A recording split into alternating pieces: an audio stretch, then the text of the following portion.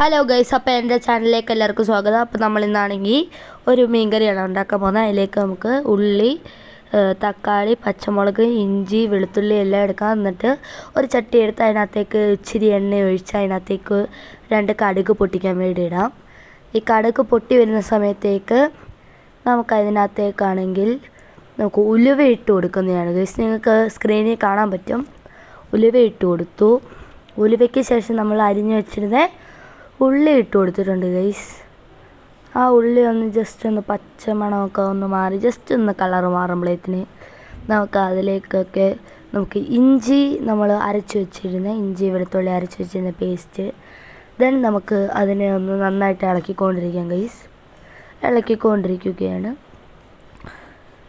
നമ്മളിത് ഇളക്കി അതിൻ്റെ ഒരു കളറൊക്കെ ഒന്ന് മാറണം.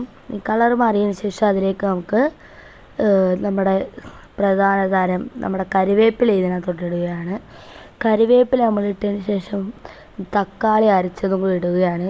ഈ കരിവേപ്പിലയൊക്കെ ഇല്ലാതെ മീൻകറി ഓർക്കാൻ പോലും വയ്യ ഗൈസ്.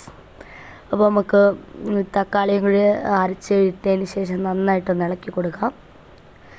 ഇളക്കി കൊടുത്തിട്ടിരിക്കുക. അതിൻ്റെ ആ ഒരു പച്ചമണമൊക്കെ ഒന്ന് മാറിയ ഒരു നന്നായിട്ട് ചൂടായതിന് ശേഷം അതിലേക്ക് 2 പച്ചമുളകല്ലേ സത്യത്തിൽ ഇത് ഉണ്ടമുളക് എന്ന് ഇവിടെയൊക്കെ പറയാം, അത് കയറി ഇതിട്ട് കൊടുക്കാം. പിന്നെ മഞ്ഞൾപ്പൊടി ദെൻ മല്ലിപ്പൊടിക്ക് ശേഷം നമുക്ക് മുളക് പൊടി ഇടാം ഗൈസ്. മുളക് പൊടി അതും കൂടി ഇട്ടു. അതിൽ ഏകദേശം ഒരു 2 സ്പൂണോളം, 2 അല്ല 1.5 സ്പൂണോളം ഇട്ടിട്ടുണ്ട്. എന്നിട്ട് അതെല്ലാം കൂടെ ഒന്ന് മിക്സ് ചെയ്യുക. ഈ നമ്മുടെ ഈ പൊടികളുടെ പച്ചമണം മാറുന്നിടം വരെ നന്നായിട്ട് ഇളക്കണം. അത് നമ്മുടെ ഒരു ടാസ്ക് തന്നെയാണ് ഗൈസ്. ആ ടാസ്കിന് ശേഷം നമുക്കിത് എങ്ങനെയൊക്കെ ഇളക്കിയെടുക്കാവോ അങ്ങനെയൊക്കെ തന്നെ ഇളക്കണം. ഇളക്കിയതിന് ശേഷം നമുക്ക് അതിലേക്ക് നമ്മുടെ മെയിൻ താരം ഈ മീൻകറിയുടെ പുളി ഇട്ട് കൊടുക്കാം ഗൈസ്. പുളിയില്ലാത്ത മീൻകറി ആലോചിക്കാൻ പോലും വയ്യ ഗൈസ്. എന്തൊരു കാര്യമാണ്. പുളി അവിടെ കിടക്കട്ടെ. പുളിക്ക് ശേഷം നമുക്ക് ആ പുളി കഴുകിയ വെള്ളം ഒഴിച്ചു കൊടുക്കാം. ദാറ്റ് വിൽ ബി അങ്ങനെ നമ്മൾ ഒഴിച്ചു കൊടുത്തു അതിൽ. എന്നിട്ട് ജസ്റ്റ് ആ ഒരു കട്ടയൊക്കെ അങ്ങോട്ട് ഉടച്ച് ഒന്ന് നന്നായിട്ട് ഇളക്കി കൊടുത്തതിന് ശേഷം നമ്മുടെ ഉപ്പിട്ടതിന് ശേഷം നമ്മുടെ ഇവിടെ മത്തി എന്ന് പറയുന്ന മീനാണ് ഗൈസ്. ഇത് പല സ്ഥലത്തും പല നെയിമിൽ അറിയപ്പെടുന്നുണ്ട്. അപ്പോൾ ഞങ്ങളുടെ ഇവിടെ മത്തി എന്ന് പറയുന്ന ഒരു മീനാണ് ഗൈസ്.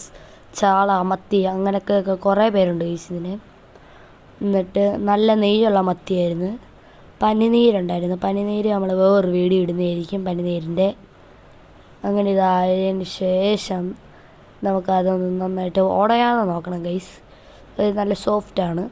ഉടയാതെ നന്നായിട്ടൊന്ന് ഇളക്കിയതിന് ശേഷം അതിലേക്ക് നമുക്കാണെങ്കിൽ 2 കരിവേപ്പിലയും കൂടെ മേളിൽ ഒന്ന് ഇട്ട് കൊടുക്കാം.